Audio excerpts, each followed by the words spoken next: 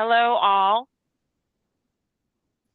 Welcome to our second webinar on PFAS forever chemicals, and we're very happy to welcome you here on behalf of Purdue's Institute for a Sustainable Future and our colleagues and co-sponsors, the Hoosier Environmental Council. We're excited to be able to provide a lot of great science from our scientists across the state, from Purdue and Notre Dame, and from the Indiana Department of Environmental Management. I'd like to go ahead and hand this over to my colleague Maria at HEC, and we'll get started with our presentation. And just as a short note, this event will be available on the Institute's YouTube page, and we will follow up with you all with that link when it is made available. Thank you, Maria. Thank you, Lynn. Good morning, everyone. I am Maria Iturbide, Water Policy Director for Hoosier Environmental Council, and I'm excited to be part of this discussion. Today's webinar brings together experts from Purdue University, the University of Notre Dame, IDEM, and more to address PFAS contamination. We aim to raise awareness, inspire action, and collaborate on mitigating the impacts of PFAS on our water, health, and environment. Thank you for being here today, and I encourage you to engage and ask questions. Here is a quick overview of today's agenda. We're going to start with manufacturing PFAS with John Howater. He's an associate professor at Purdue University, focusing on reducing the energy footprint of processes used to treat PFAS containing industrial wastewater and recycling waste materials from manufacturing. Then we will move to consumer products with Graham Peasley. He's a professor emeritus at Notre Dame, leads research on rapid detection on PFAS in environmental samples and consumer products. He's also the chief scientific officer of Forever Analytical Solutions, a company focused on PFAS screening. Then we will have water sampling with Kara Kitchen. She's a senior environmental manager at IDEM, where she works on groundwater and drinking water issues, including PFAS monitoring and regulation. We also have PFAS Indiana's legislation with Representative Maureen Bauer and Representative Becky Cash. They will discuss recent legislative efforts in Indiana aimed at addressing PFAS contamination, the challenges and the progress being made at the state level. We will also have the participation of Linda Lee. She's a distinguished professor at Purdue University with joint appointments in agronomy and environmental and ecological engineering. Since joining Purdue in 1993, she has led research on chemical fate in the environment, waste reuse, and contaminant management, focusing on emerging pollutants like PFAS.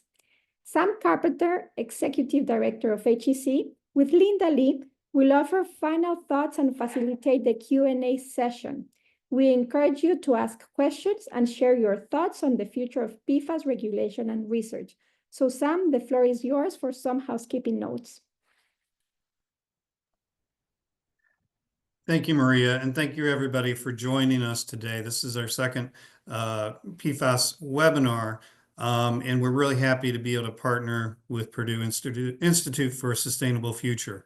Also, thanks to our panelists and to our representative Cash and Representative Bauer for making time to be here with us today. We, like Maria said, do put those questions in the Q&A, and they will be answered by our panelists as we go along. So you can check for your answers there. And at the end, as we have time, we'll pull out some questions as well. So I won't spend any more time, but I'm going to go ahead and pass it over to learn some about manufacturing with PFAS with John Howater. Thank you. Yeah, thank you, Sam, and thank you for everyone for being here and for the excuse me. Let me get my slides up. For the opportunity to share my perspective on this topic and in this forum. So as mentioned, I'm a professor at Purdue University. The topic we're going to talk about is sustainable manufacturing with PFAS. And already, like, those words create cognitive dissonance with me, because if I was going to make a sustainable process, I probably would not start with PFAS, right? And so a different way that I maybe think about this is, what is the most sustainable way that we can do necessary manufacturing with PFAS. And towards the end of the talk, I think what we'll introduce is what our options are in the short term, but also thinking about long term where this family of chemicals belongs in our economy and how we manufacture and make critical things. So a brief background about myself. I'm a material scientist by training. I now currently work in environmental and ecological engineering, and my current focus is a lot on sustainable manufacturing, and specifically as it relates to sustainability with semiconductors and electronics. I began my career making materials in kind of a materials discovery mode, and the through thread for all of this is that my PhD work was actually looking at using fluorosurfactants to make advanced coatings that did all sorts of wonderful things at the time. Or so we thought they did wonderful things.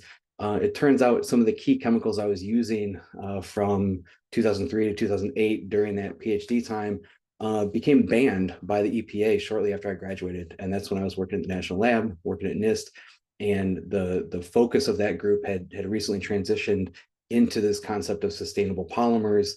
That was something we were wrapping our heads around as scientists, as researchers, especially since most polymers at the time were petroleum derived. So what does it mean to be sustainable?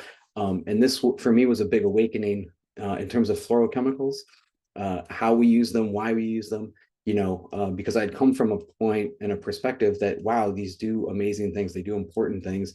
They perform better than their replacement chemistries or chemicals that we had. And then realizing that actually these forever chemicals cause additional challenges, additional problems for human health, for environmental health, right? And so what do we do about that? And so that's kind of the type of thing that I wrestle with now in terms of the PFAS life cycle. But when it comes to manufacturing in PFAS, what I want to talk about today, what I want to walk through is a broad overview of where we do use PFAS and why we're still using it. A brief definition of what is and isn't PFAS, and then a glimpse at what the PFAS supply chain looks like. And the reason I bring that up is because that adds to the complexity of dealing with this family of chemicals. And then really with a question and a challenge for what is responsible use, right? And that's a question that can't be answered by just one person, right? It needs a dialogue, it needs a community for that. So where can we find PFAS? Unfortunately, we find it in the workplace, we find it in consumer goods, we find it in the environment. That the last one is really where we should not be finding it, absolutely, but it's used in semiconductors and electronics during manufacturing, does not end up presumably in large quantity in the final product, but someone who is in that manufacturing environment is going to have a higher workplace exposure than maybe in the final goods. We also see fluoropolymers in healthcare and in implants. And then commonly we've seen it in coatings, clothing, food packaging, flame retardants, right? And so the image is on the right. The top one is this lotus leaf that has this nice anti-wetting, anti-fouling type character to it. And if you're ever in like a water garden, you'll see these with, bright crystal water droplets rolling across on top.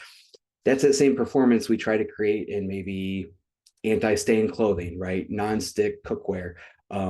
That's something that is a great property to have, but it's not necessarily an absolutely necessary property to have. That's something where we could probably find a replacement. The other categories, though, that I'm calling out in this manufacturing scheme, semiconductors and healthcare, these are areas of concern because the fluorine-free technology doesn't necessarily exist to replace immediately that performance, whatever that performance is. Some of that has to do with how these devices are designed. Within healthcare, it has to do with some of the regulations, even to get a product or an implant certified for use, right? So an immediate replacement is a little bit more challenging than some of the other more common uses where we see PFAS. So why do we use it? Why do they have these necessary properties? Well, the fluoropolymers, PFAS and their cousins, fluoropolymers, don't interact with other substances, which makes them ideal for a medical device, for example. They're non-corrosive, which means strong acids or strong bases are not going to damage them. Makes it very important in semiconductor manufacturing, where you have a lot of extreme conditions as you're building a device, and they're non-reactive. They're stable to high temperatures, so they're used as sealants in high temperature applications on O-rings, things like that. All these things are great, but it also makes them hard to destroy. That's the reason why they became the quote unquote forever chemicals as we've come to know them. More on the medical application, I mentioned they're non-stick, they're non-reactive, they're low friction, they're stable, right? And in a medical application, we like these things, right? And I think the perspective that I'd like to just introduce to the audience is that some applications, like a pacemaker, for example, you want the absolute best performance because you are literally talking about, a life and death type scenario, right? If I think about grease-resistant food packaging, that's not necessarily the same life and death scenario that I'm going to put on pacemakers, right? And so when I say at the beginning, necessary uses of PFAS, what I really mean is in the short term, where we don't have a replacement or where we don't have a readily available replacement, how do we continue to be responsible in how we use this and how we expose ourselves and our environment to this family of chemicals? I'll mention briefly on the semiconductor process. I said a lot of the fluorochemical does not end up in the final device. It's used as a processing aid. I'm not going to go through the whole process, but there's one spot, spin coating, where we put a very thin layer down of a polymer that has a little bit of fluoropolymer or fluorochemical in it. A lot of that material actually goes directly to waste. A very small amount actually ends up on the wafer. A lot of it goes directly to waste. And then on my next slide, what I'm trying to illustrate here is that unfortunately, some of that semi-concentrated fluorinated waste ends up in wastewater treatment scenario rather than incineration. And this is where we can think about the total energy to destroy or protect our environment. We'd like to get that fluorochemical out of the wastewater, even if it's being treated, because it's expensive, it's consuming, time consuming to treat the waste that way, right? And so I think there's things that can be done within a manufacturing environment to bring us more towards more responsible use. And those are things that are, for the most part, going to go on behind the scenes. We're, as an everyday just resident of Indiana, we're not going to see or know that, right? But the people who are responsible for handling these chemicals, they have actions that they can take to be more responsible, right? And that's just one example. Another place where we see fluorochemicals, water and the environment is a big place where they get introduced. In semiconductor manufacturing, fluorochemicals are also used in gas phase as etching gases to make different shapes as we're building a semiconductor device. These gases have a different sustainability profile, right? Some of the gases can react with polymers or organic molecules and create the PFAS that could get into a soil or water system, if it were irresponsibly released. On the other hand, some of the gases remain gases, right? And they're dealt with in the gas phase. If they're irresponsibly released to the atmosphere, it's not necessarily a human health concern, but it is an environmental concern, right? And so depending on the type of chemical we actually have a different sustainability or environmental risk profile on that chemical. So just to briefly define this family of fluorochemicals I'm talking about. So PFOA and PFAS with an O, those have been phased out, but other fluorochemicals have emerged. A little bit of that has to do with how we choose to regulate chemicals in this country, but the larger family of fluorochemicals, to me, are really things that have this carbon-fluorine bond, right? And the small molecule version, those are the ones that are the most mobile in the environment. Those are the ones that I think are of the highest concern. Reasons why we'd be concerned, the propensity for them to bioaccumulate, for example, right? As that molecule gets bigger and bigger and bigger, it becomes what we call a macromolecule or a fluoropolymer. And again, the risk profile with a fluoropolymer looks a little bit different than that short chain or that gas phase molecule. But I would say from a precautionary point of view, anything with this carbon-fluorine organic bond is something that we should look at with some concern, right? Because we don't necessarily know how everything is going to react or decompose throughout its entire life cycle. And I just want to give a brief example on supply chain. So this is talking about the supply chain of fluorochemicals, where a raw chemical supplier is going to know very well what the chemistry is, what the concentration, very likely what the risks are. That raw chemical supplier is going to then sell to, in this scenario, a photolithography formulator. They're going to blend some fluorochemicals with a lot of other things and make a custom mix or custom recipe that is packaged and sent to a semiconductor manufacturer. That manufacturer maybe gets a chemical that, when they look at their safety data sheet, doesn't specify anything about a fluorochemical in it, because that safety data sheet only has to report something above a certain threshold. In this case, I'm saying greater than 1%. So you could have trace fluorochemicals that the end user in a manufacturing scenario may not be aware actually has fluorochemicals in it. And so this is what I would say is a potential risk in terms of fugitive chemicals incidentally get into a wastewater treatment facility or the environment one way or the other, where it was maybe an unintentional or a less intentional release. So this is not an engineering problem. This is a problem of management, of awareness, of regulation, right? But I think, again, just pointing out an area where there's progress that can be made, right? And I just have 2 slides to wrap up here, but if we think about PFAS and how we can use it, depending on what the application is, there may be direct replacements where we can get the fluorine out very easily. That'd be kind of substitution. Exit would be, hey, we don't even need this. We thought we needed it, but we're gilding the lily on this, and we can just kind of eliminate that component or eliminate that chemical precursor. Circularity might be where we see some large macromolecule fluoropolymer material. How do we recycle this? How do we retain it? How do we reuse it so we're not just proliferating the use of that material? But these last 2 pieces, abatement and remediation, I think the abatement part is really where the manufacturers can have the key responsibility, right, of destroying the chemical so that it doesn't get released to wastewater treatment, so it doesn't get released to the environment. It's destroyed at the source where it's made. And then, unfortunately, this last one, remediation, this is kind of where we exist. The problems that have already been given to us maybe by prior generations, how do we clean that up? How do we deal with that, right? And that's the highest energy cost scenario. So preventing future remediation from happening, that's really the goal of that abatement stage. So my last slide here, PFAS manufacturing outlook. I'd say that from a necessary use point of view, we probably have a lot of these chemicals with us for the next 10 years until truly suitable replacements can be found and vetted, validated, and then adopted by the industry. It can happen. We've seen it happen with other things. Lead-free solder is an example that comes to mind. It'll be used more in the Midwest, more in Indiana, especially with respect to semiconductors as we reshore more of those operations here. And then the final thought is that responsible use is something that I think we all have a part in.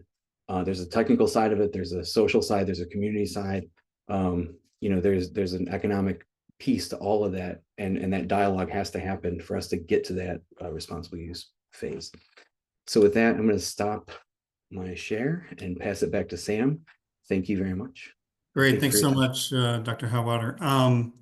A question for you. There's such a broad range of uses for PFAS and this compound. And you talked about some critical things like the, heart pacemaker or, medical equipment or even the computer chips. And it's interesting to see that maybe there might be some waste even in that manufacturing process. Has there been research that looks at the amount of PFAS that is going to these critical uses versus our food packaging or clothing or our carpet or different things like that would be more? So certainly, if we think about the supply chain, the raw chemical manufacturer, I mean, they know exactly who their customers are, where their chemicals are going. I think with some cases, I'll speak about the semiconductor industry in particular. With some cases, there are certain chemicals that they are a large consumer of, but that overall is a small amount of the fluorochemical that's being used, right? And I think in the case of the pacemaker and many of the medical devices, a lot of times the fluorochemical is being used sparsely in the device. It's just a coating, it's just a very small amount. And so on a weight basis or on a volume basis, it's not a lot. And that's really where it kind of can become obscured because it's not a major component. So it's not reported or it's not mentioned as part of the device, right? But yeah, I mean, I think certainly the chemical supply side, that would be the place to find really where it's all going. And the other thing that I'll mention, semiconductors are produced in high volume, and healthcare devices produced in low volume, but in both cases they're relatively durable compared to some other applications that we see the fluorochemicals used in, like food packaging, for example. Yeah. Okay, well, thank you for that. And Lynn, I'd like to check in with you just to make sure the Q&A is open. If somebody could submit a Q&A question just to check. So far, we don't see any questions, and in the prior one, we had some coming up. So I want to make sure that's functioning properly.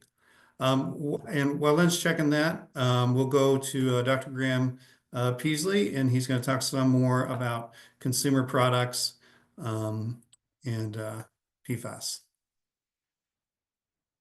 Excellent. Thank you, Sam. I am going to share my slides here for a second. Do that.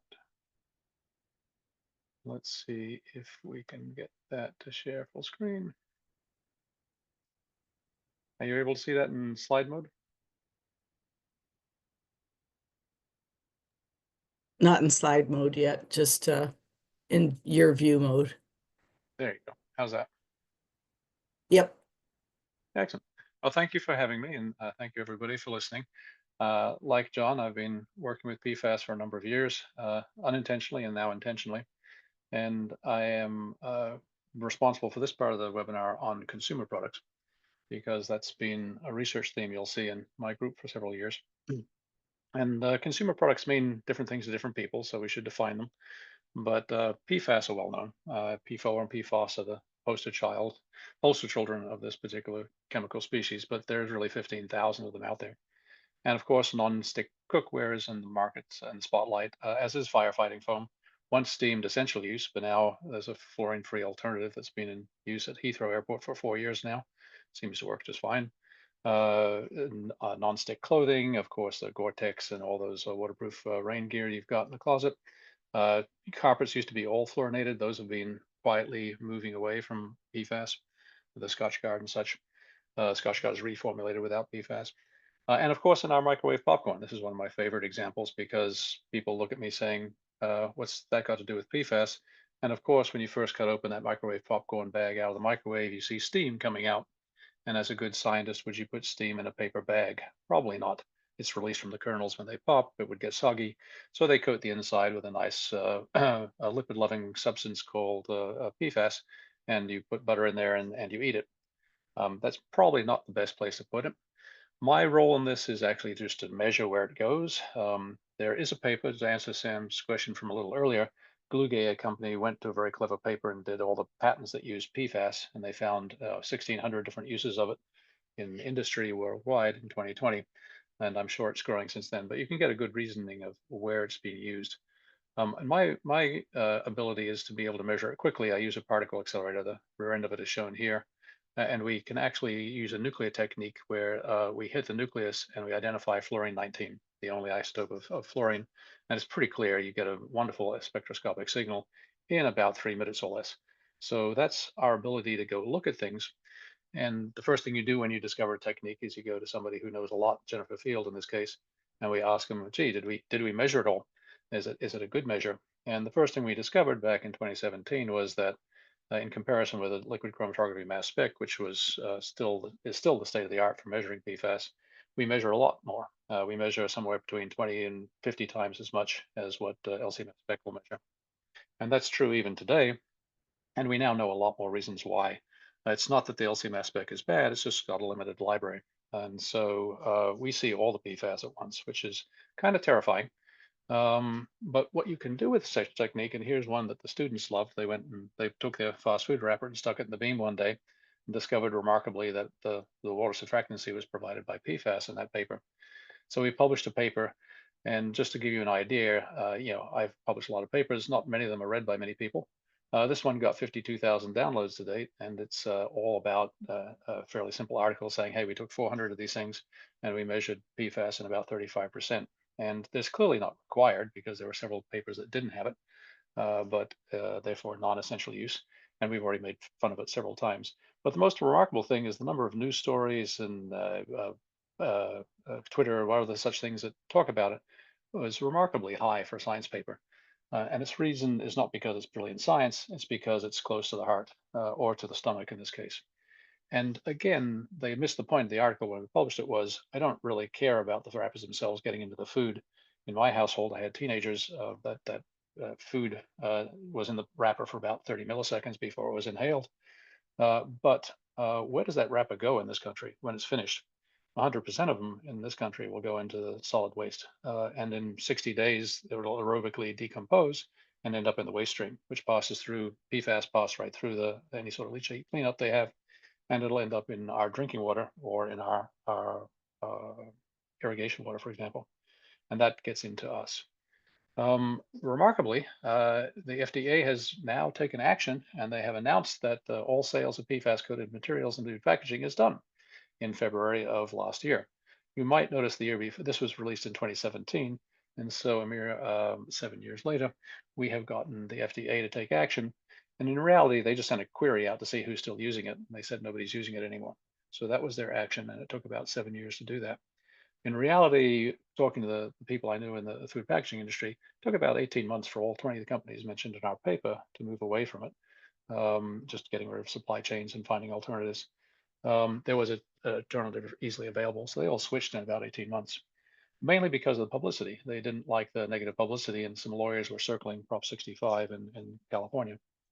The second project came up was a spouse of a firefighter who asked about her husband's cancer with the gear.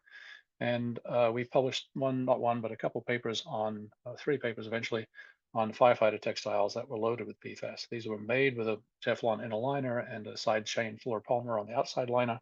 And they released a lot of PFAS, both to the wearer, but also 100% of these things will end up in landfills in 20 years as well. So we published that. And an example of where things happen more quickly, the state of Indiana in House Bill 1341, sponsored by Maureen Bauer, who's on this call, is actually the first such law in the country required to label all firefighter protective equipment if it's got PFAS or not, even though at the time in 2023, there were no alternatives.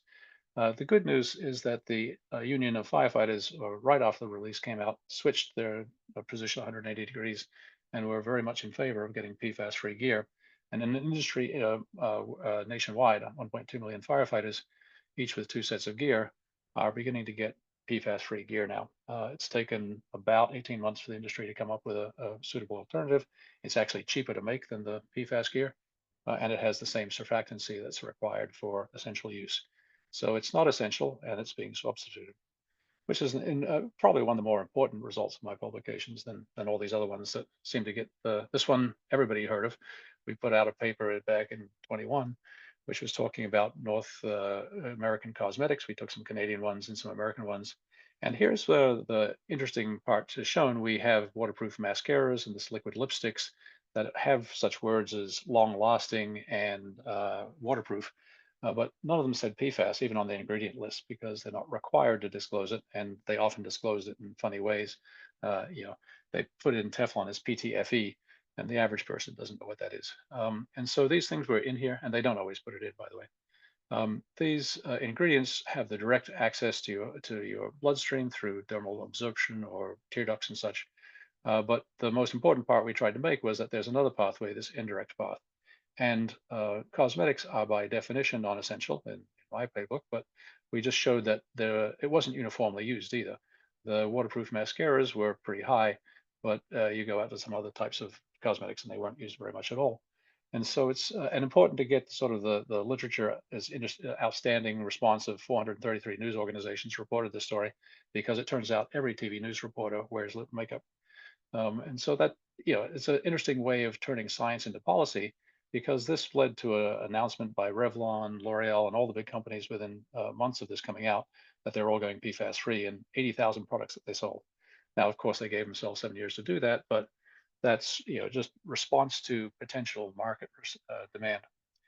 We've continued with the school uniforms, and this is one of North American school uniforms, and you realize the dominance of a particular type of PFAS that we haven't talked about much, but coming off the weave of the textiles used. This has implications for all textiles. We've got other textiles, not just personal protection equipment for firefighters, but anybody in the country who wears a uniform, which of course, in this case, school children was an obvious market. But there's also a lot of fast food carriers, restaurateurs, any sort of, well, we've got a military that's got uniforms, I believe, and we've got all sorts of people that aren't getting to choose what they wear, first responders, that may also have uniforms in there. We've also studied environmental systems, and this was for the bioaccumulation of PFAS in fish, and we observed for the first time this offloading in fish to fish eggs. The salmon that were spawning in Lake Michigan were losing their PFAS by putting it into their eggs. The implication is that if you have exposure source, and some fish are edible, or we eat the fish, let's say, and that's obviously probably second only to drinking water in terms of the consumer product that will give you the most PFAS is to eat it. So food and fish, and fish is healthy for you in general, lower cholesterol, but guess what? It's got more PFAS than some of the other products, and particularly fish eggs. You shouldn't eat caviar anytime soon, but that has implications for chicken eggs. And indeed, many studies have come out saying chicken eggs are extremely high in PFAS, if there is any PFAS to be had. Dairy products, all sorts of things that we eat.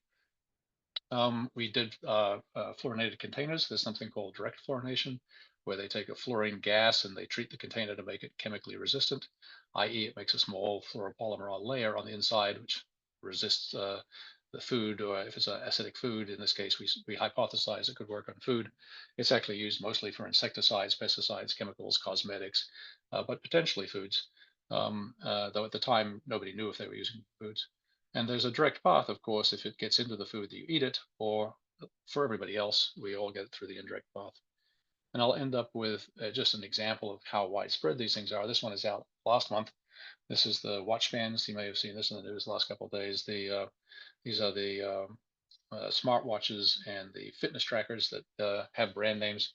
We try not to mention the specific brands because the industry is working hard to try and now get away from it as quick as they can. But it has implications for all sorts of plastic products, which is the largest use. I'll go back to Glugi. The largest use of fluoropolymers is fluorine is in fluoropolymers and in plastics. Medical devices also use these things. But these are, again, optional. There are plenty of bands that don't have PFAS. These are only the high-priced ones we pointed out. They are worn for 12 or more hours a day on the place where dermal absorption is often high. If it's ironic to have a fitness tracker actually giving you a nice dose of PFHXA. It's also one where it's a rare occurrence. It only has one PFAS that's coming off in abundance. There's trace amounts of all of them, but this one is dominating part per million levels, really exceedingly high. And it's because it's used in the polymer manufacturing process we hypothesize. But again, if you're not wearing it, you're safe, but you and your children are going to be exposed, and grandchildren are going to be exposed to whatever gets into our drinking and irrigation water. So some quick takeaways. What do we make of all this? I think that there are a lot of products with consumer products with PFAS. This is a snippet out of Gluga, which looked at all the industries, but then looked at all the other use categories and found about 1,600 uses in about 220 different industries or different types of products, let's say. It's everywhere. And the companies have had 70 years to put it everywhere, and they've tried very hard to get new markets this way. Because of the forever chemical nature that they have, these do last a long time in the environment. They're environmentally persistent. They provide two risks to human health, and not to mention environmental health. Direct exposure, i.e. you could be wearing it, you could be accidentally eating it if it's in the food, but you can also get indirect exposure that all of us get because it's in our landfills that reach out to our water, and they are second probably only to AFFF, the firefighting foam. in terms of exposure and concentration in our drinking water, which is our primary method of getting it. Always, I like to get invited back, and at this point, I'm not invited back to very often. No, I don't go to parties much anymore. But there is something you can do about it. And as an audience member here, you can be educated about it. Many of you already are. There are many people here who are actively involved in legislation or policymaking. Those are the direct people that could do something about this. Regulations do have an effect. Lawyers also have an effect in the United States. You know, the famous quotation is that Europe regulates and the US litigates. Both are ways to get action. One is quicker than the other. The US is actually quicker, believe it or not. But the indirect method is actually just to get education for decision makers, be they government officials, or more likely the 10 times as many people are decision makers in private companies in this country, where you have a choice to go one way or the other way with your product.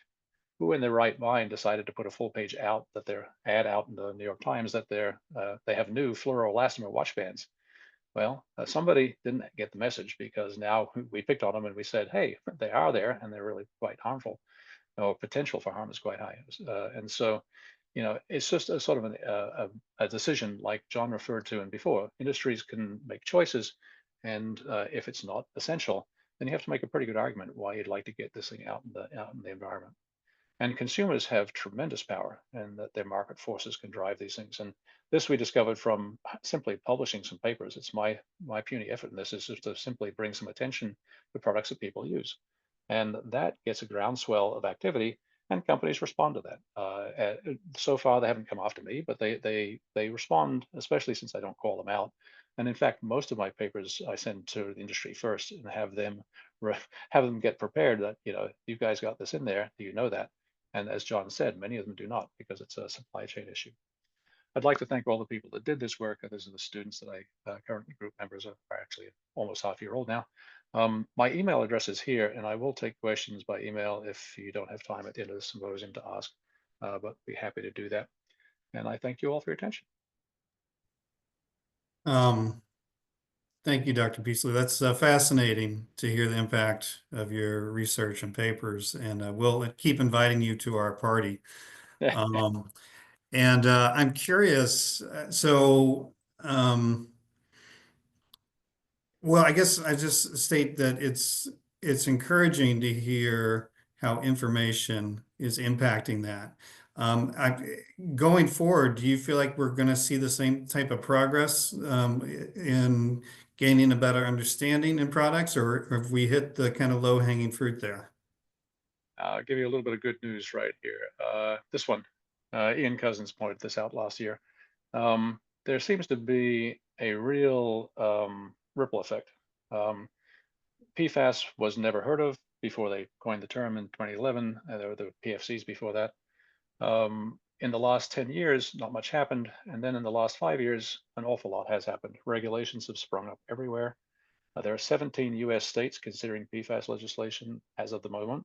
And I think 5 of them have already enacted PFAS legislation.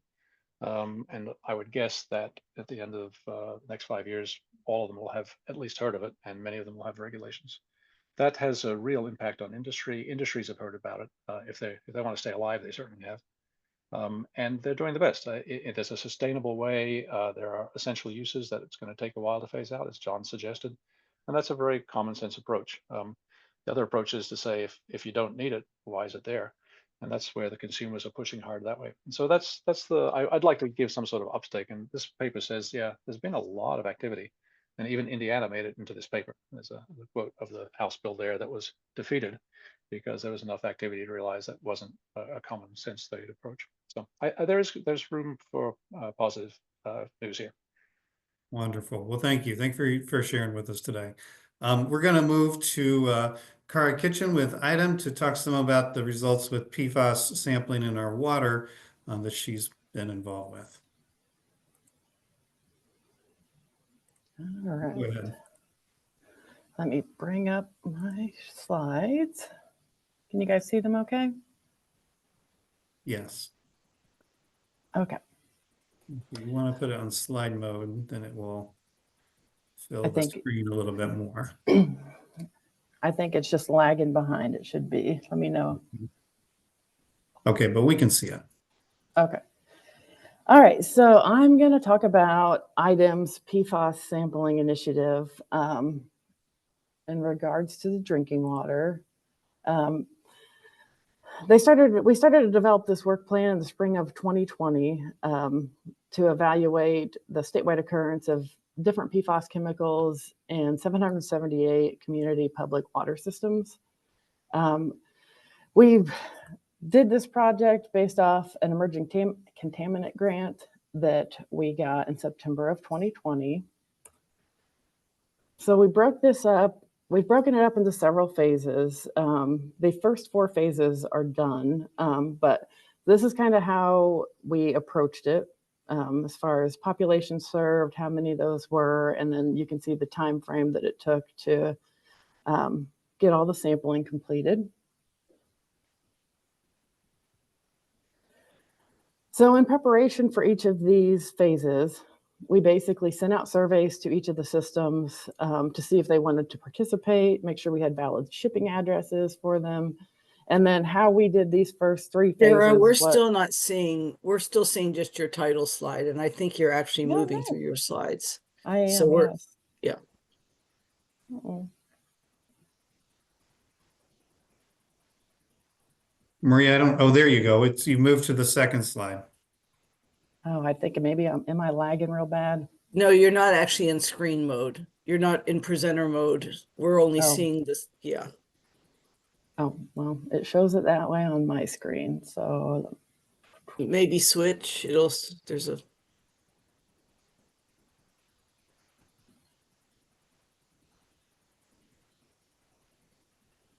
Well, go ahead and go through and we'll see. I don't know if Maria has your slide presentation, if she might be able to share it. okay. So it's just staying on the first one?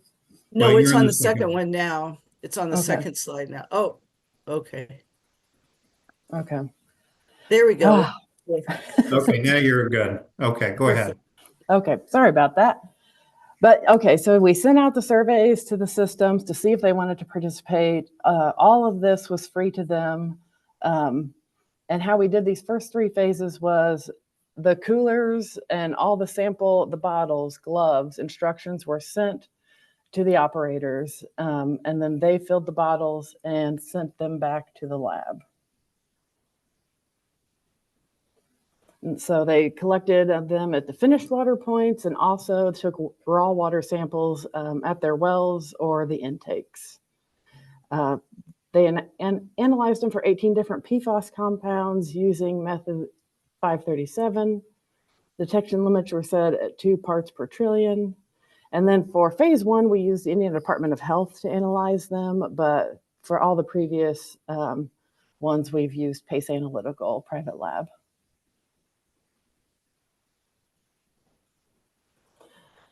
So for phase 1, this is a map here that shows you all the different locations for these different systems. We had 100 systems that agreed to participate, and we only got 78 systems that returned samples for analysis. The results of phase 1, we had 39 systems that showed some kind of detectable levels of at least 1 PFAS compound. And 22 of those were water that was purchased from a larger system. And then listed here, you can see some of the most frequently detected PFAS compounds in that first phase. For any of these, for the 39 systems that did have detections for some kind of PFAS chemical, IDEM staff did go out and collect samples to verify the results. And then of that, we had 13 that had levels that were above the health advisory level, and 6 systems that had PFAS levels above the maximum contaminant level in their finished drinking water. So phase 2 was populations less than 3,300. We used PACE again. Out of 562, here you can see on the map, we had 383 that said they would participate, 324 returned samples. And then once EPA kind of sent out their proposed regulations and MCLs. We had some other people who additionally reached out to ask for bottles also. So of those that returned samples, we had 27 that had a PFAS compound detected in their finished drinking water. And then we had some detections, 10 of those had detections above health advisory level. And only one of those had an exceedance of the max contaminant level in their finished drinking water. And again, we did the same thing as we did as phase 1. Any of those that had detections, we went out and resampled just to confirm the results. In phase 3, we did the communities over 10,000. We used PACE, and then we had 69 out of 85 of those participate. We began that in January of 2023. 24 of the systems had a PFAS compound in their finished drinking water, and 4 systems contained detections above the proposed MCL.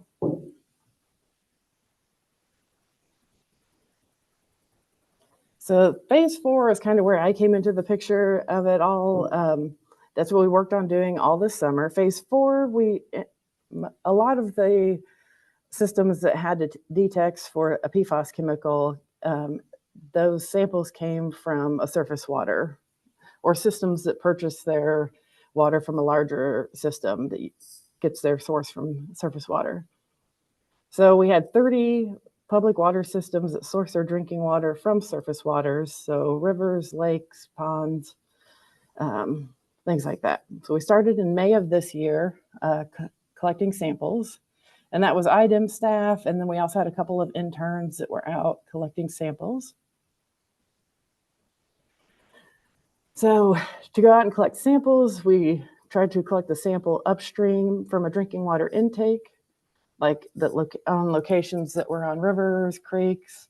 And then we tried to take samples just somewhere near the intakes, like on a lake or a pond.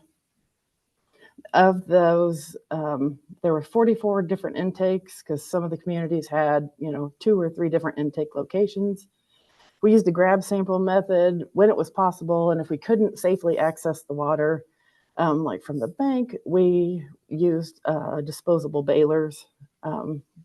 We had maybe a quarter of those locations that we actually had to use those.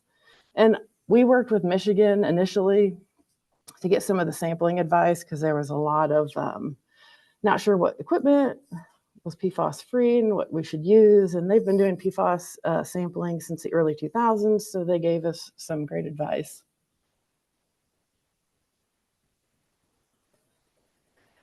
So after sampling through phase 4, we had 18 of the locations that had detectable levels of a PFAS compound, and only 5 of them had one of those compounds above the MCL. So any of those, kind of the same as the first phases, we went back out and confirmed the sampling after we got the results. And then I have listed here, these are the most common, not all encompassing, but the most common PFAS chemicals that we found in those samples. And so right now we're working on phase 5. I think we have the survey letters going out this week to see who would like to participate. And so there's 231 non-transient, non-community systems that we're gonna try to get samples from. And these are largely schools, daycares that are on their own well. And so we're gonna send those letters out this week to see who is going to participate. We're going to handle this a lot like we did the first 3 phases, where we'll send everything from the lab for them to collect the samples themselves. And then if there's any hits for any PFAS chemicals, we'll go out and do confirmation sampling as well. And all the results for everything I've talked about are on our website. And we also sent all results to the systems that we sampled, so they all have that, and they all know that it's all out on this website here. if you want to go look at that information. If you have any questions, my email and my phone number are here, so feel free to reach out if you would like to. Great. Thank you so much, Kara, for sharing and for the work you're doing and getting those samples so we can learn more about our drinking water.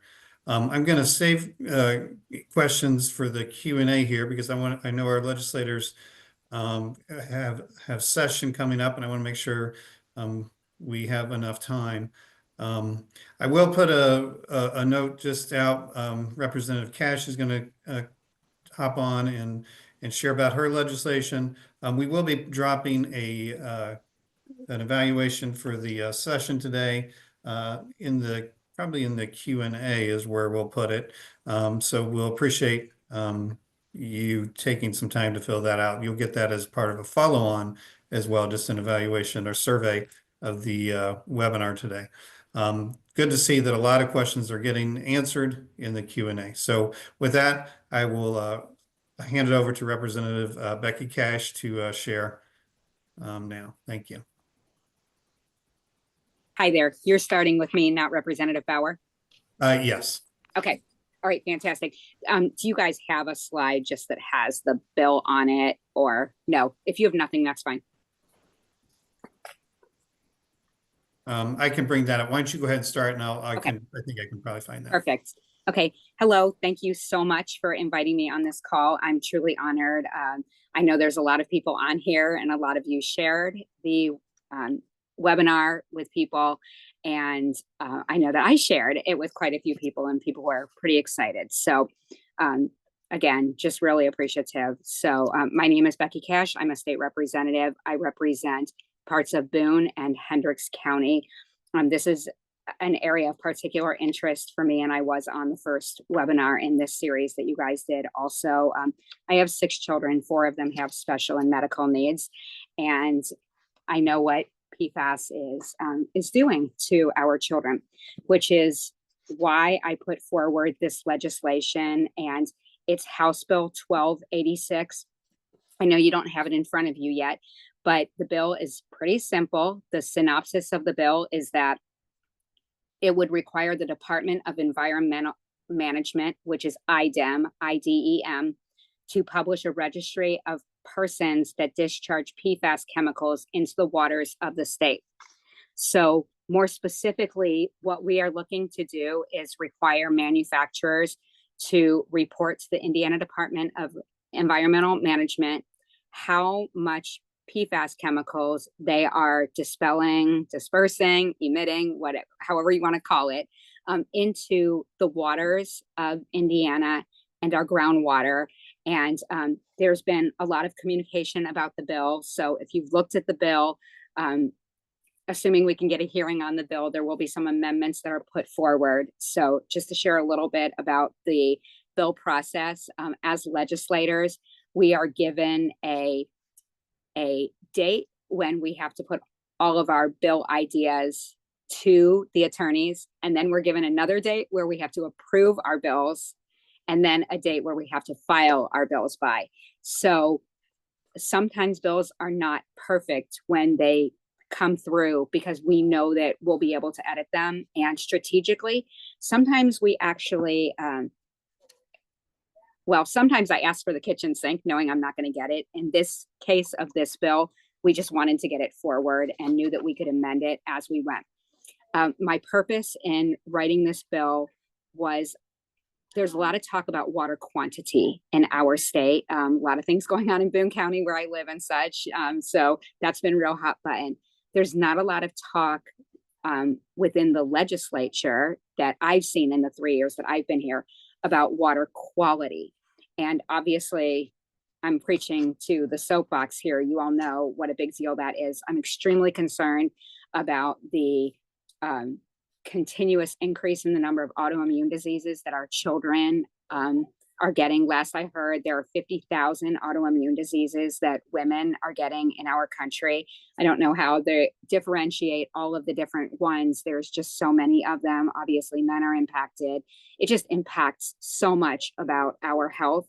And so I went to IDEM and said, look, I want to write a bill that has to do with water quality, and my specific target is the health of the people of Indiana, the health of Hoosiers. I also worked with Indiana Conservation Rights Organization, and they had national organizations. And I said, look, do you have model legislation? We went over some different things, and this seems like a fair place to start as far as a bill. So it would require them to report to the Indiana Department of Environmental Management, and then it would require IDEM to create a database that was publicly available so that people can see how much PFAS is being put out there. I would love to create a bill that says you have to eliminate PFAS, which obviously from our last presenters, we know that would be very difficult. And I actually really appreciate this group of professionals and professors and such that do these presentations, because there is a real understanding of the fact that we need to make a real difference, but there are fiscal implications. The equipment may not be there. So I'd love to write a bill that says you need to get all PFAS chemicals, all 5,000 of them, or however many there are, to negligible amounts or non-existent amounts by next week. But we know that's not going to happen. So we also know the Attorney General of Indiana was one of the first attorney generals to put forward legislation going after some of the manufacturers. Now 13 other states have also filed suits. Those lawsuits have been conjoined. So this bill would also be a leg up in knowing where we need to go to clean things up when hopefully Indiana wins our lawsuit on those issues. So for those of you who have looked at the bill and know how to read legislation, because it's not rocket science, but it's not always simple, easy to understand, that the synopsis doesn't always give the full picture. So assuming the bill moves forward, in the bill, the current definition of what a person is for the purpose of this part of the code is already existing in statute.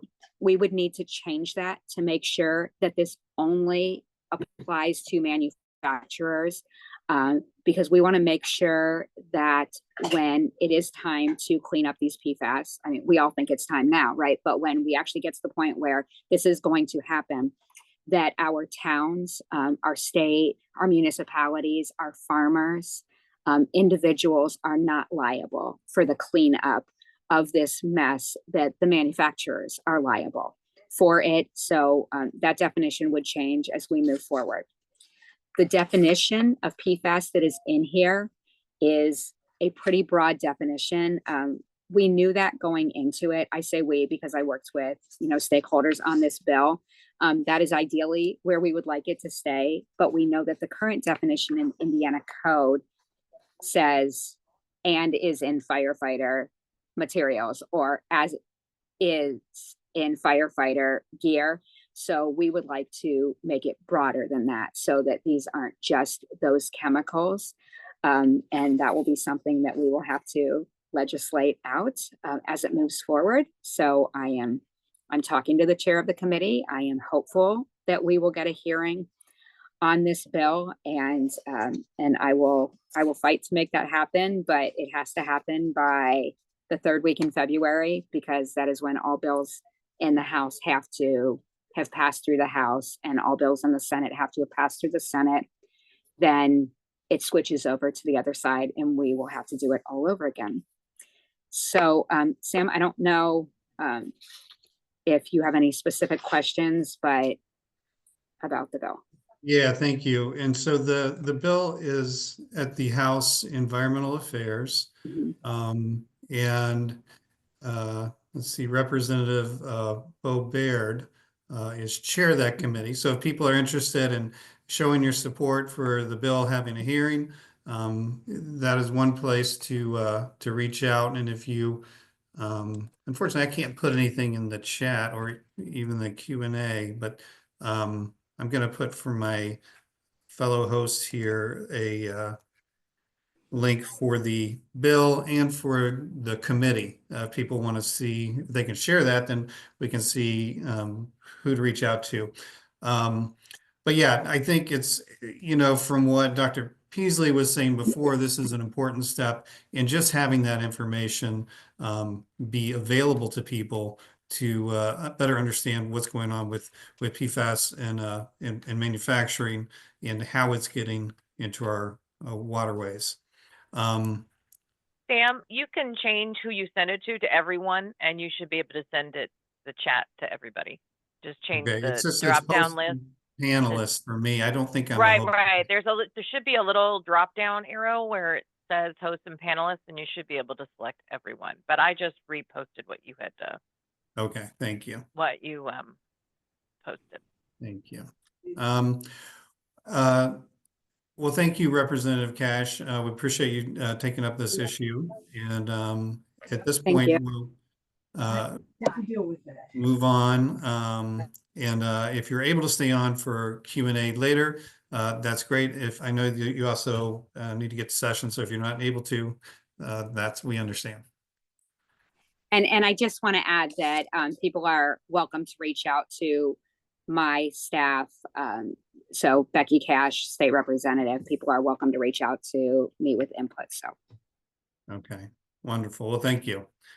So our next presenter is going to be Representative Maureen Bauer, who has really done a lot of work in this area already with getting, as Dr. Peasley referred to, getting some important legislation around protecting firefighters passed in the last legislative session. So Representative Bauer, if you want to go ahead and present. Thank you, Sam. Thanks everyone for staying on this call. I will move through the slides here to discuss my legislation that I have introduced this session. Next, which is House Bill 1553. So this bill essentially will put some restrictions in for the use of biosolids as fertilizer. So this would limit a person from applying biosolids, which is an industrial waste product or other pollutants bearing waters that contain concentration of more than 100 parts per billion or more PFAS chemicals to land. This does require the Department of Environmental Management to test biosolids and industrial waste products and have the presence of PFAS noted. So we aren't banning the use of this city sludge used as fertilizer, as some states have done, led by farmers, but we are at least looking at this and testing for what the level of PFAS is. Next. So biosolids are a common form of cheap fertilizer used since the 1920s in 48 out of 50 states, including Indiana. When sewage from households and businesses go to a wastewater treatment plant, the liquids are separated from the solids and produce a nutrient-rich product known as sewage sludge. The EPA typically uses the term biosolids to refer to treated sewage sludge that is intended to be used and applied to land as a soil conditioner or fertilizer. Biosolids are often distributed to farms. As I mentioned, some states and county governments have additional rules around the use of biosolids. Federal rules currently allow biosolids to be applied to pastures, feed crops, and crops that are direct for human consumption. Biosolids can also be applied to tree farms, golf courses, turf farms, and other types of land.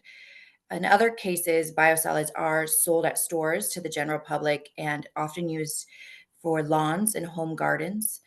And manufacturing of PFAS has been phased out, as mentioned in previous presentations this afternoon, and others' uses have been restricted, but they're still entering our wastewater treatment plants.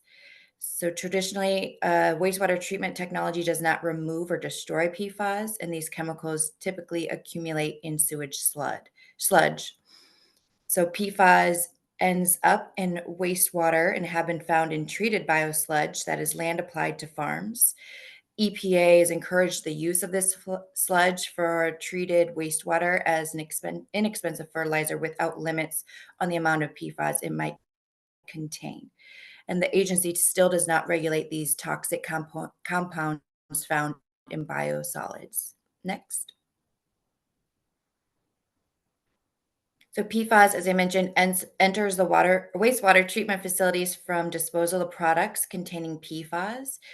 Traditional wastewater treatment technology doesn't remove or destroy those PFAS. So like many fertilizers, there is risk for runoff. Like all PFAS, they are forever in the land and bioaccumulate. PFAS are extremely persistent. They have strong chemical bonds, so they don't break down on their own in the environment or in our bodies.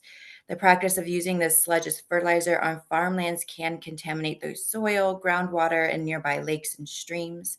And it does have the potential for uptake in fish, crops, and livestock, and human exposure to the applicator.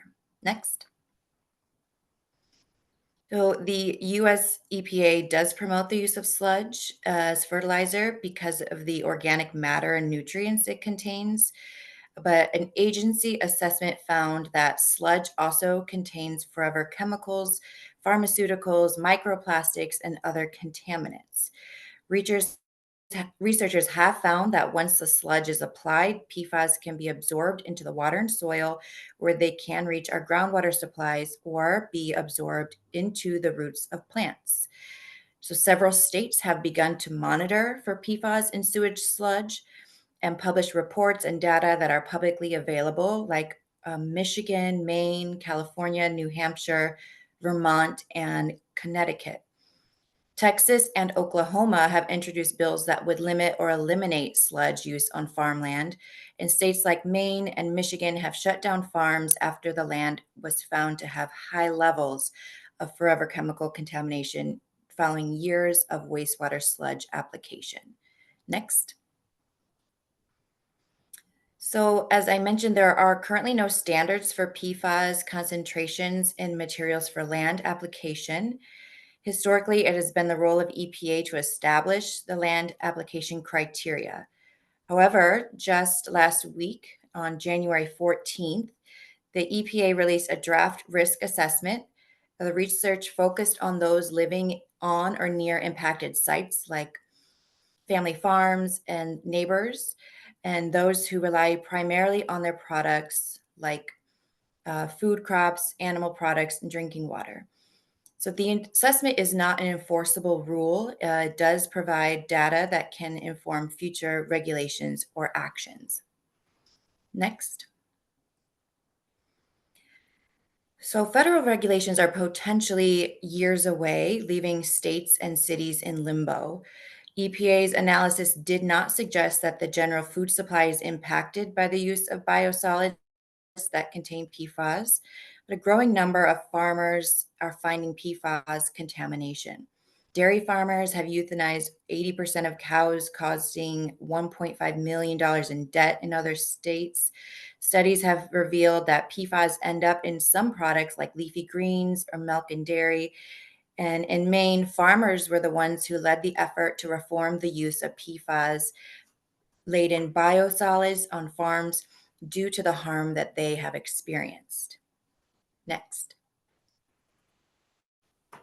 So the highlights of my legislation would require annual testing of finished biosolids for presence of 40 PFAS that are used on the EPA method 1633. It will limit the land application of biosolids over 100 parts per billion, which is similar to Michigan's rules. And it sets standards for land application of biosolids between 20 and 99 parts per billion of PFAS. It does require notification of biosolid land application to each landowner impacted, like neighbors, and requires item to store test samples, data, and share that data. Out of more than 14,000 PFAS, fewer than 40 are commonly measured, and only a few of those have been assessed for their toxicity. So this bill does require testing of finished biosolids for the presence of those 40 PFAS, which are used in drinking water tests through the Clean Water Act. PFAS in sludge are almost as common as pharmaceuticals in sludge, and both pose a risk for uptake and a risk to human health. Next. Just sharing my contact information for you as well. My email address, h6@iga.in.gov, and happy to answer any questions. Wait, thank you, Representative Bauer. And for Representative Bauer and Representative Cash, I wonder if you find that there's much understanding among your colleagues at the State House around the issues of PFAS. It's a pretty technical, issue, and I wonder how kind of broad awareness you feel there is, maybe more after the last legislative session. Yeah, the first bill that was introduced in the Indiana General Assembly was 2020 or 2019. So they should have a good knowledge of PFAS, but like anything that does require some education, we're not all scientists, and we depend on those in the profession to help guide us and help have those conversations with legislators.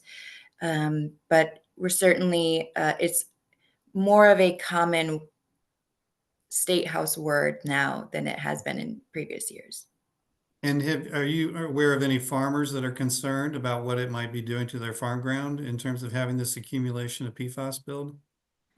Well, at this point, there is no way to know if you have had PFAS sludge used in your land. I have a grape farm in Southwest Michigan, and I was able to email and ask if biosludge has ever been used at that land. And they were able to tell me that there was no history. We just don't have that ability at the moment for any farmer in Indiana to test previous landowners if they use that biosludge or not. So that would also be somewhere where we would go forward, empowering the landowner, the farmer, to know the history of their land if it has used biosolids as fertilizer, and then to eventually test that soil to see if there is contamination. Mm-hmm. Dr. Lee, are you available for questions here? Now, are you familiar with? Yes, I am. Sorry. And I was just going to say that that you can track. It's not an easy process, but you can find out. In Indiana, IDEM does have records of where people have gotten permits, and then you have to dig through another layer to find out what was applied and what rates. So that information is available. It's just not the easiest information to sort through, because we've been doing plenty of that. So Indiana does have records. It's just a lot of layers. So, yeah. And Dr. Lee, have you found issues of concern around the level of PFAS in farm ground? Is that something that Purdue has been able to gain any insights into at this point? Yeah, so I will tell you, we have field sites in a lot of places in the country, and we don't have a lot of field sites in Indiana. I will say that the study we did in Tippecanoe County, where we monitored about 100 wells, and along with also streams in the county during a couple seasons. And what we found we never found any well that was above the new drinking water maximum enforceable levels that EPA has posted.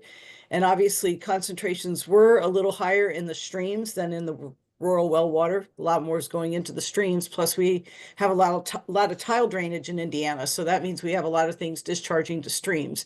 And then that becomes significant if that stream or that water body is actually a drinking water source. In terms of biosolids that we've looked at in Indiana, a lot of them actually do have lower PFAS levels than some of the biosolids we've seen across the country. So that's encouraging, especially the municipal biosolids. And for fields that we've tested in our area that have had biosolids applied, we are not finding a lot of PFAS in the plants that are grown there. So for the most part, Maybe it's because we do a lot of subsurface injection of liquid biosolids, so you have a lot of liquid and not as much solids. But we don't have we haven't seen anything alarming that was municipal biosolids. Now, that's separate than a specific industry that produces their own biosolids that get land applied and onto the farmers' lands and that the farmers farm. That's a different category altogether. And we do have some issues in the state in those categories. So are you saying that a lot of our biosolids are injected into wells, like underground storage? No. Subsurface injection just means it's being injected into the till layer and gets tilled in. So it's not as much broadcasted. When it's broadcasted, you have a lot more chance of runoff, into streams. So subsurface injected is just like what they do for swine manure to avoid the smell. And so that's also what gets done for a lot of the biosolids in Indiana. Not everything, but a lot of them.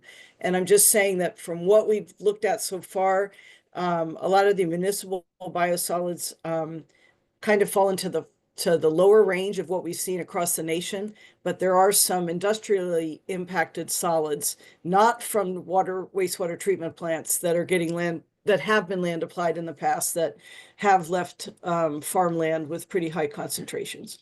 Mm-hmm. Representative Cash, did you have a comment that you wanted to? Yeah, okay. I would ask Cara from IDEM, when you were testing, I forget, somebody said before they were testing, they saw everything. It was a little scary. Were you looking at the 40, compounds or defined by the EPA definition when you were doing your testing, or would any PFAS compounds have appeared in your testing results? Our testing only tested for 18 different PFAS compounds. Okay, and how did you decide on the 18 to include in that? I think we just went with like the most common ones because there are so many, just to kind of narrow it down. Okay. And Dr. Lee, do feel free to jump in with other comments or questions that you want to follow up on. I was going to add to Kara's comment, even though, there's thousands of PFAS, there does tend to be a limited set that we typically see in the water supply. And I think the analysis they did capture like the main 18 that get seen, but there might be a few others, that were missed, needless to say. It's just the story, just how the story goes. And sorry, I'm a little under the weather today. Woke up sick yesterday and still struggling with a little help from Alka-Seltzer, cold and flu medicine. But yeah, I like that. I really just want to comment that I'm really, proud that Indiana's being progressive and trying to be progressive and balanced at the same time. We're all right now just trying to figure out the latest risk assessment that EPA released, this past week on what they see as a risk with PFOS and PFOA in biosolids, and trying to understand the whole risk assessment approach that's used, because it turns out that, across the globe, there's about 3 orders of magnitude on what different committees think is an acceptable daily intake, and that kind of controls everything when we're looking at risk. But it makes sense that everything we've heard today, non-essential uses, no discharge into the environment, all those things make sense. And so I'm looking forward to, I'm very encouraged by how many treatment technologies are out there that are in the midst. And I think within the next couple years, we are going to see a lot of scalable treatment technologies, even in the biosolid space, so that we can get out the things we don't want in biosolids and still be able to use them for their fertilizer value. Because what we can't have is them be banned from everything. And then what do we do with them? EPA's health assessment also made inference that they also can't be incinerated. So if they can't go in landfills and they can't be incinerated and we can't land apply them, we have to find, new strategies. And so one of them will be to just keep these chemicals out of our treatment plants to begin with by having industry pre-treat. And then secondly, trying to deal with abatement when we have to, so that we don't just discharge them out in the environment with not knowing where they're going to go. So, well, and it sounds like we've already made some good progress with substitution as well for yes. different ways to avoid the use of these products, PFAS chemical compounds altogether. A question was put in about, is organic food a way to protect yourself from PFAS? And I think Graham might have started to answer that. I just You answered want that to one. go ahead So, and share what you put in there? Sure. So it's a good question. If I eat better, will my food be less PFAS contaminated? In general, organic food is good to eat, and you will get less contamination of insecticides and such things. But PFAS is not like most chemicals. It depends on where you are. If the perfectly organic chicken drinks contaminated water because it lives next to an Air Force base, the farmer doesn't know that, the chicken doesn't know that, and the perfectly organically raised chicken will lay a very PFAS-laden egg. You have no idea that those eggs were full of PFAS, but it's perfectly natural and perfectly organic, probably tastes better. But there was a recent study that said often free-range chicken, organic, is higher in PFAS in the eggs than the store-bought ones, because the farms, depending on the location, could have 0 PFAS or lots. So it's a very unusual thing where bioaccumulation is concerned, but I still buy organic because it's healthier for you in general. But PFAS, it all depends on where you are and what the sources of PFAS are around the farmer. Yeah. Right. Same thing for grazing cattle. Grazing Yeah, cattle, if exactly. they have access to streams that have PFAS, especially the ones that are more bioaccumulating like PFOS, then they're going to end up having that in the milk and the meat. And even biosolids were considered organic amendments. So they have also been used on organic farms. That is not a criteria to become an organic farm. Yeah, thank you for that. I am just going to remind folks, we've got the survey to get your feedback. We'd love to have your feedback on the session today. So if you could take a moment and complete the survey, we would appreciate that.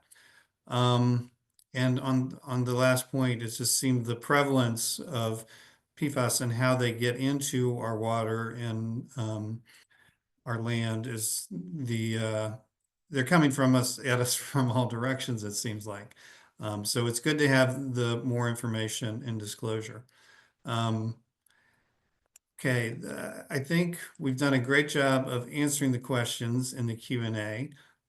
There is a question here. Are there any ongoing field studies to evaluate the effectiveness of conservation practices on PFAS?